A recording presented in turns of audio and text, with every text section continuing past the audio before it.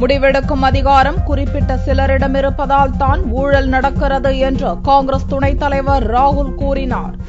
காங்கிரசின் லோக்சபா தேர்தல் அறிக்கையை தயாரிப்பதற்காக பல்வேறு தரப்பினரை சந்தித்து கருத்துக்களை கேட்டு வரும் ராகுல் செவ்வாயன்று அசாம் மாநிலம் கார்பி ஆங்லாங் மாவட்டம் திபு நகரில் பழங்குடியின பிரதிநிதிகளுடன் கலந்துரையாடல் நடத்தினார். அப்போது ராகுல் பேசுகையில், நாட்டில் உள்ள மொத்த அதிகாரமும் குறிப்பிட்ட 250-300 பேரிடம் மட்டுமே இருப்பதாகவும் அவர்கள் மட்டுமே அனைத்து முடிவுகளையும் எடுப்பதாகவும் கூறினார். குறிப்பிட்ட சிலரது கைகளில் அதிகாரம் அடங்கி இருப்பதால் தான் ஊழல் நடப்பதாகவும் கூறிய ராகுல், ஊழல் ஒழிக்கப்பட வேண்டும் என்பதற்காகத்தான் அதிகாரத்தை அனைவருக்கும் பகிர்ந்தளிப்பதை தான் வலியுறுத்தி வருவதாக கூறினார்.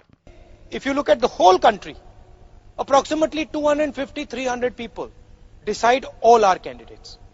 And when people talk about corruption, that is why corruption happens, because there is too much concentration of power, there's too few people who are involved in these decisions, and I want to open that decision out. ஊழலை ஒழிப்போம் என்று பாரதிய ஜனதா கட்சி வாய்ச்சவடால் விடுவதாக கூறிய ராகுல், காங்கிரஸ் தான் ஊழலை ஒழிப்பதற்காக வரலாற்று சிறப்புமிக்க தகவல் அறியும் உரிமை சட்டத்தை கொண்டு வந்ததாக பெருமிதம் தெரிவித்தார்.